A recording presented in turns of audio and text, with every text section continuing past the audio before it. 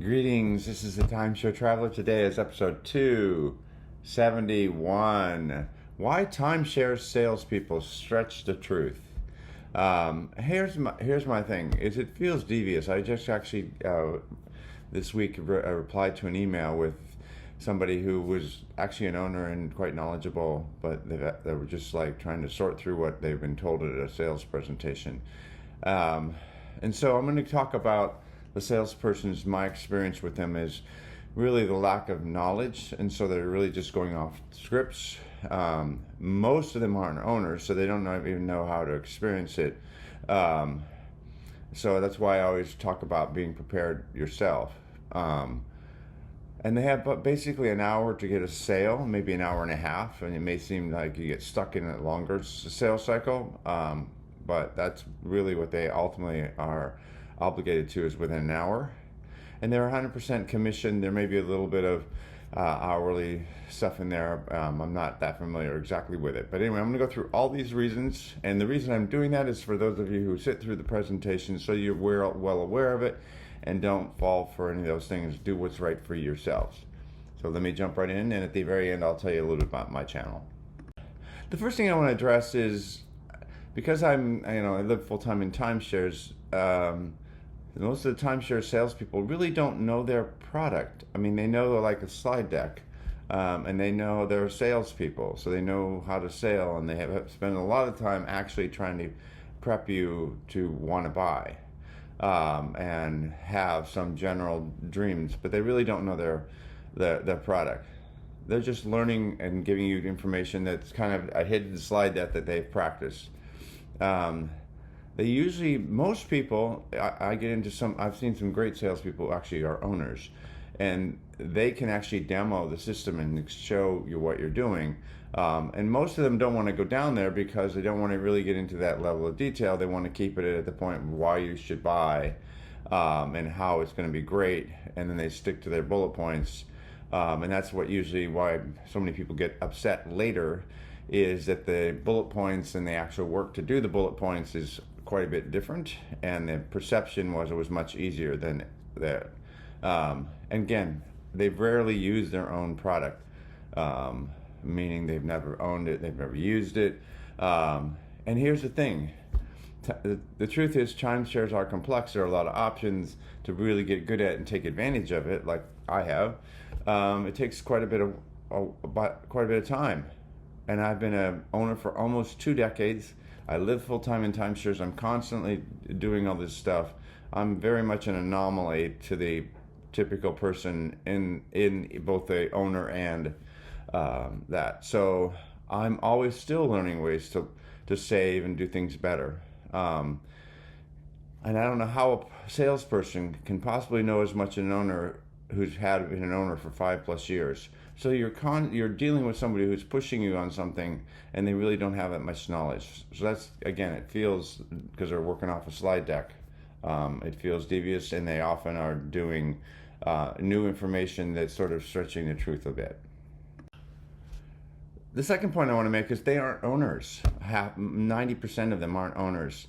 And I'm a sophisticated owner. How are they possibly going to help me? And even worse, if they're dealing with somebody who's just trying to figure this out and trying to, see what's right for them, they don't really have a way to coach or guide them to actually, feel like they're actually knowledgeable and helpful. They're just pushing something. Again, they have no practical experience in answering questions of owners, because they don't actually know how to use the product. And usually they want to talk about they want to go back to the benefits and why you should buy. And often I find that they don't have real credibility with me pretty quickly. And again, if you run into that, and the reason I'm bringing all this stuff up is I would ask them if they're owners. I would ask them what kind of experience they have. And then if they have little, just ask this question. So if you don't really know the product and you don't even use it, why do you want me to buy it? And why is that? And why haven't you bought? And again, even if they're owners, they may not even be owners of the timeshare that they're selling for. This is just their job, and they don't necessarily have experience in timeshare industry. So, And again, I find that they oversimplify things, saying like, "Oh, you can save your points for 4 years." Yes, but look at the conversion rate to the points. It costs you half the value of your points to put it into place where it saves you 4 years. So basically, you're going to cut your ability to use your points by half, in order to have them available for 4 years. Now, if that's true and that's the only choice you've got left, okay, that's fine. But don't sell that as a great, amazing thing. That's just sort of a last ditch effort. And again, one-sided arguments, because that one there was one of my misleading. And often I find their answers confusing because they don't actually know the product, and they're used to dealing with people that haven't owned, and so they just kind of wing things, and that's how people end up buying, and from pressure and stuff like that. So again, the fact that they aren't owners, they don't know how to use it. I always, when I get one of those people, I'm pretty much quickly out the door, because I'm like, you don't even know how to help me. They have less than an hour to get a sale, because maybe it's 90 minutes, but by then, we're kind of into the high pressure tactics, and that's usually when I give up. And just so you know, I'm pretty much telling you all the reasons why it's very difficult.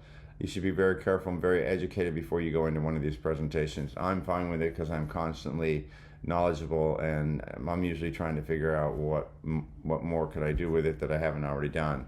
The potential offer buyers don't know what a timeshare is, so they have an hour, and most of the people coming in either don't know what a timeshare is, they've heard about it, they're only there for the free gift, and it really is just why, on a car dealership, at least when you show up at a car dealership, you know how to drive, you know how to do things. You probably have researched the car. Most people don't just show up and say, "Oh, I need a car. I haven't even started thinking about it." And again, the buyer's lack of knowledge can be seen as a weakness to exploit, and I don't like that. But that's why a lot of people, after the sales presentations, feel like they've been taken advantage of. And again, I deal with that on my channel quite a bit. I try to help people get right the ship and figure out how to use it. And again, most attendees don't own timeshares. Some of the companies now split the groups into those who own timeshares and those who don't, and they do the presentations differently. And I think the salespeople prefer working with people that are already owners, partially because they already know the product. So then it's a question of selling someone on something they already know how to use, how to get more out of it, and that's an easier sell for the salespeople. And the truth is, I don't think you can explain what a timeshare is in a 1-hour presentation. And again, I think that's why the reputation's bad, is they end up being put in that position. Most of the time is spent handling objections to things that potential buyers don't understand. And most often the salesperson isn't knowledgeable enough to actually truly understand them. They just know how to respond to knock out the objection. And again, most people hate the confrontational approach to the sales presentation. And that often some people will just buy in order to get out of the complex conversation. Again, here's the bottom line I want to leave you with.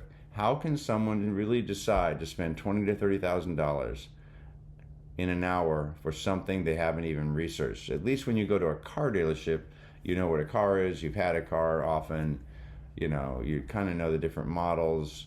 And you're usually not limited to an hour, and you can go shop at multiple places, whereas a timeshare situation is not. So it's really set up for a very difficult experience. The last point I want to make, because they're 100% commission mostly. I think there's some minimum wage they get at some point.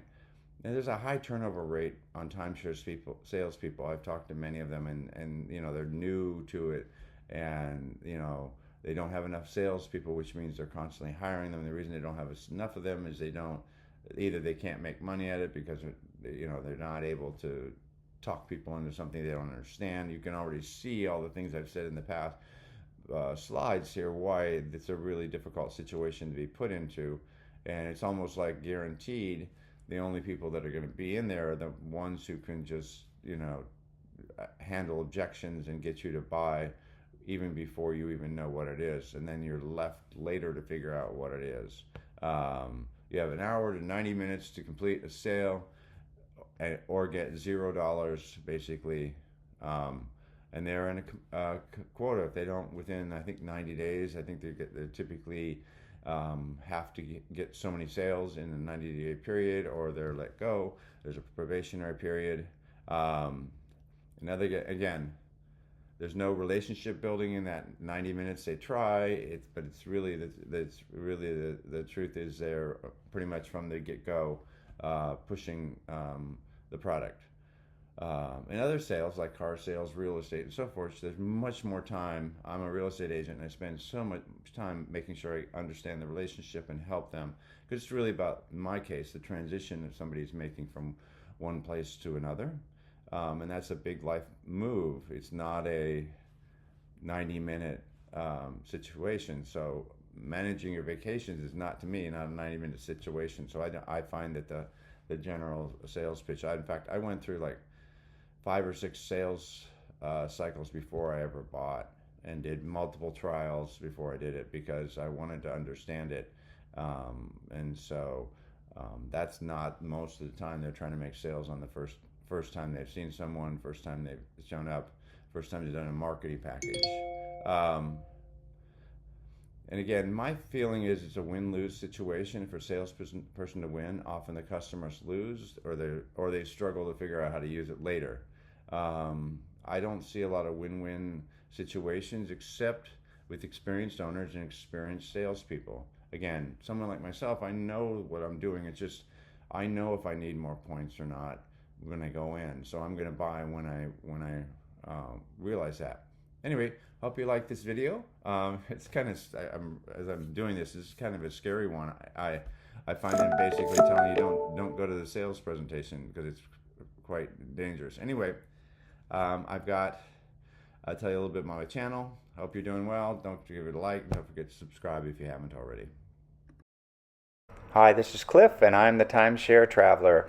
Welcome to my channel. The purpose of my channel is to educate those who love traveling in timeshares. I've been an owner for 15 plus years at timeshare ownership. I have elite ownership with Marriott, Hilton, and Worldmark.